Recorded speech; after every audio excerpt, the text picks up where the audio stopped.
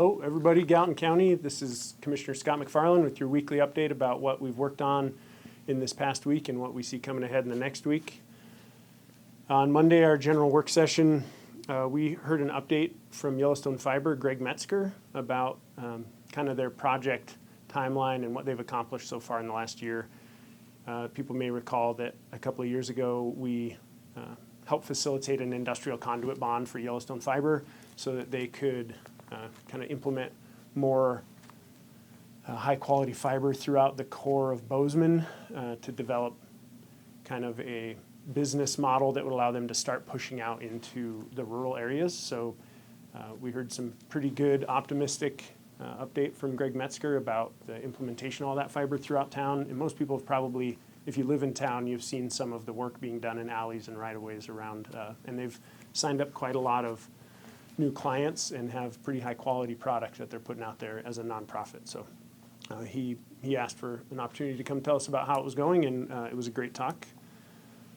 We also listened to a proposal from a company called PMR, who consult large employers about their health plan. They gave us a proposal about creating what they call an on-site medical clinic, which was a really interesting and intriguing new model that I don't think any of us here had ever really heard about. It's not something that's been done in Montana before, but has been done in a lot of other counties in the Northwest recently.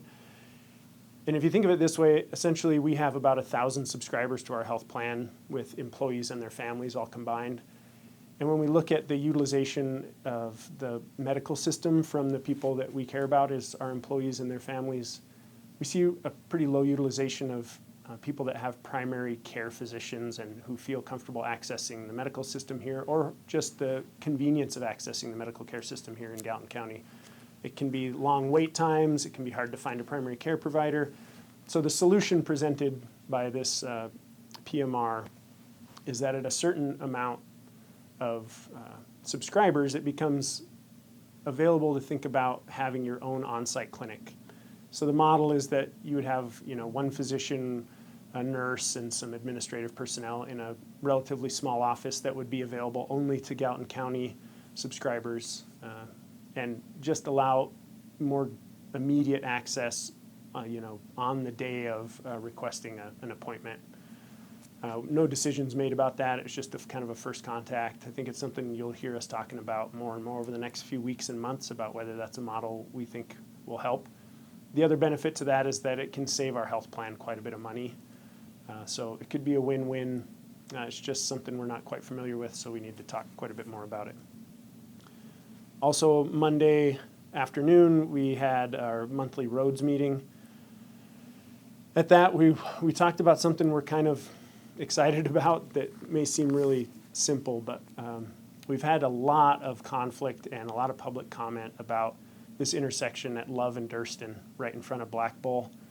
Over the last year, a lot of people in Middle Creek Parklands, a lot of people in Black Bull, and just a lot of citizens that use that intersection really felt that something could be done better there. And it happens to be an intersection that we have been contracting with an engineering firm about safety improvements for, but knowing that timeline to get an actual, perhaps a roundabout or a four-way stop there, or what its final solution might be, being a couple of years out and a lot of millions of dollars out, the immediate solution was to put in a temporary four-way stop.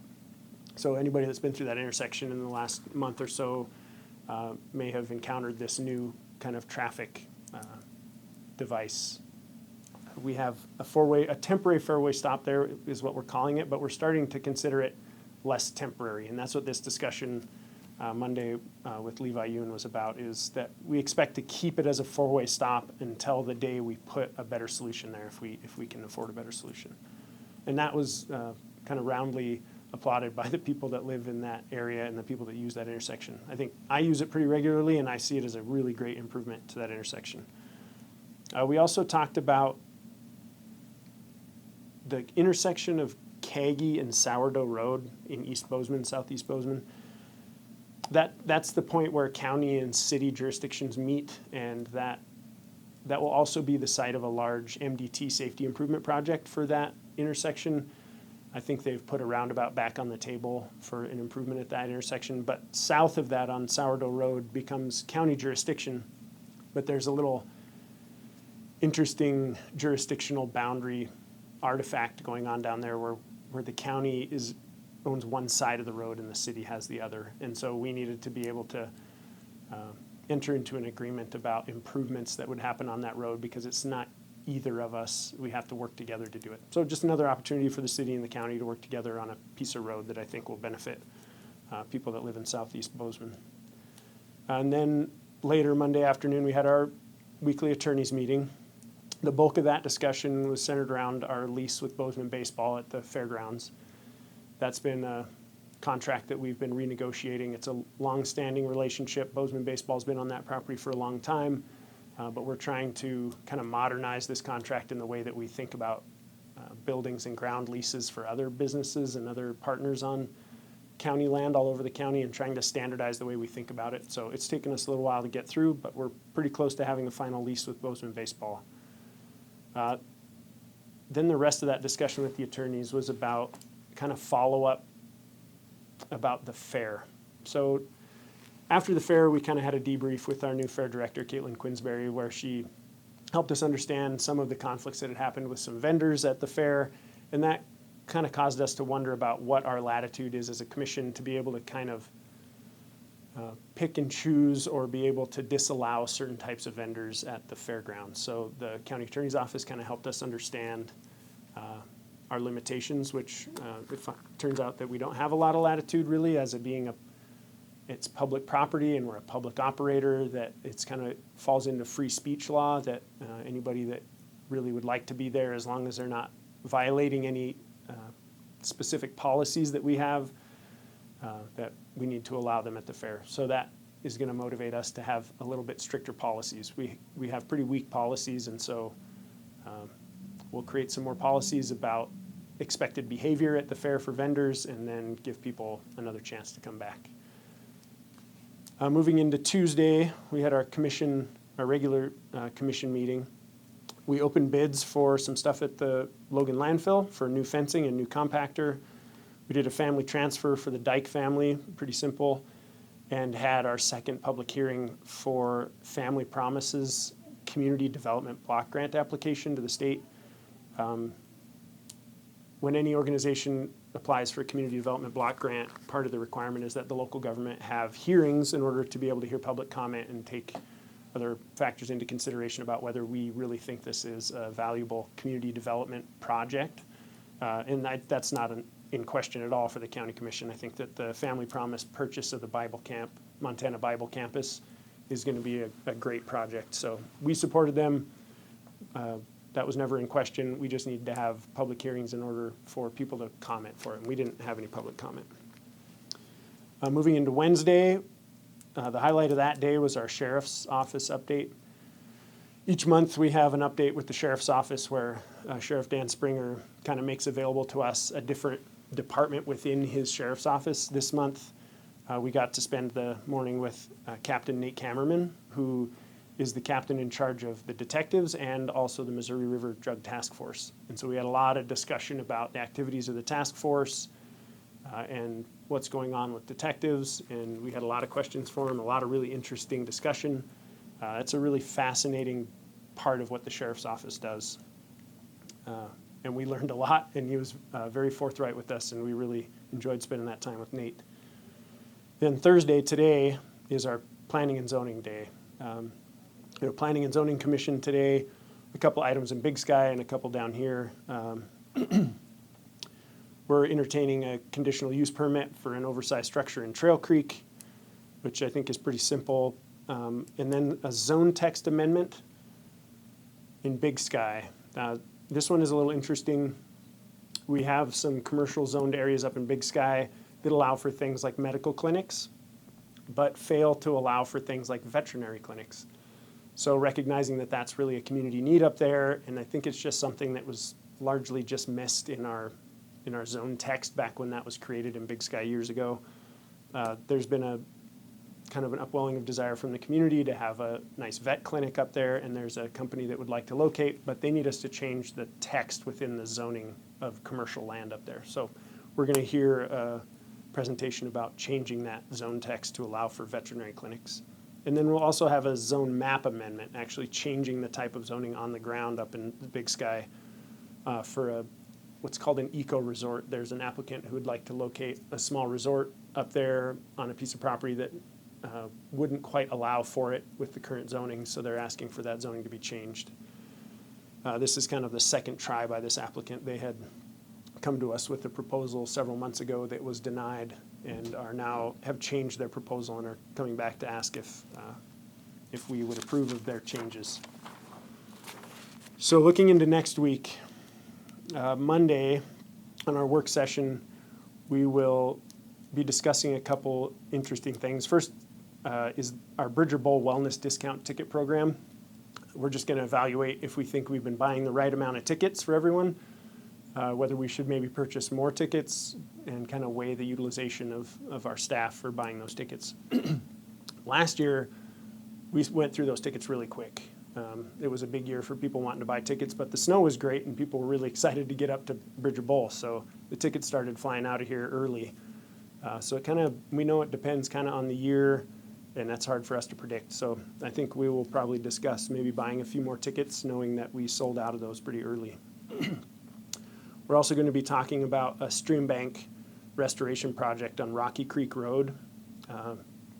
We have an RID up there for property owners to maintain their road, and in the last couple of years, Rocky Creek has really eroded the Rocky Creek Road and has made a really dangerous situation up there. So we required their rural improvement district to start putting more money away more quickly so that they could get this stream bank project done to preserve that road. It's a really bad safety situation up there.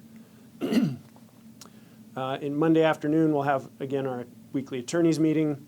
And in that, kind of the interesting item is this Lynx Lane. If people are familiar, out south, Huffine, right before you get to Four Corners, out by Bobcat Furniture, Lynx Lane is the lane that connects from Huffine Lane south down to Elk Lane. That road has always been a county easement, but has never been developed. So there's a little piece of property back at the Rock and TJ Ranch there where Lynx Lane is gated. And we are now exercising our easement over that because there's going to be more development review just to the east with a new developer. And they need to dedicate their part of Lynx Lane. And we already have some dedicated from decades ago that we recognize as county easement. So we're just having some discussion about how to exercise our legal right over that easement with Lynx Lane, and some conflict with the Rock and TJ Ranch about that. Then in Tuesday, for our Tuesday commission meeting, we'll do some board appointments for the Investment Advisory Committee and the local Gallatin Local Water Quality District. We'll hear a presentation about the Big Sky Capital Improvements Plan. Every year, the taxing district up there needs to define their capital improvements priorities and their plan, and then present it to the commission for approval.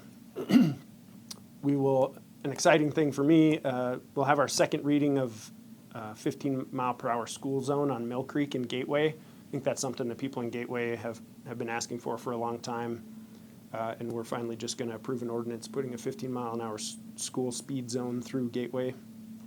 And then a kind of interesting subject, something we've been talking about for the last year, is the dissolution of the Fair Board.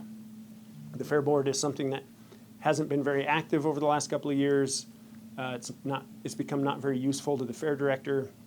We have a great contact and relationship with the fairgrounds director, and would like them to feel more empowered to move on projects that they want to move on without having to kind of launder it through a volunteer board of people that is hard to get together. So we've kind of recognized the diminishing need for having a year-round fair board for the general fairgrounds, and we'll probably replace that in the future with an actual fair board that just meets around the time of the actual fair and talks about fair-specific items and not the general operations year-round of the fair.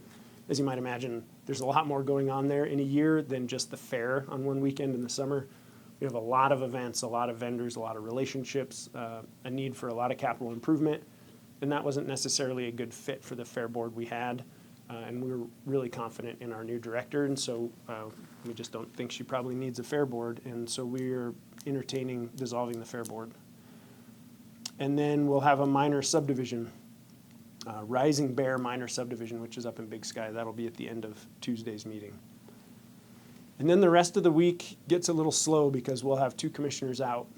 So a lot of our public meetings are canceled. We'll still be having individual meetings throughout the week, but that kind of covers us for next week.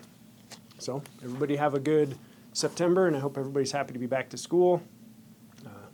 We'll talk to you next week. Thanks.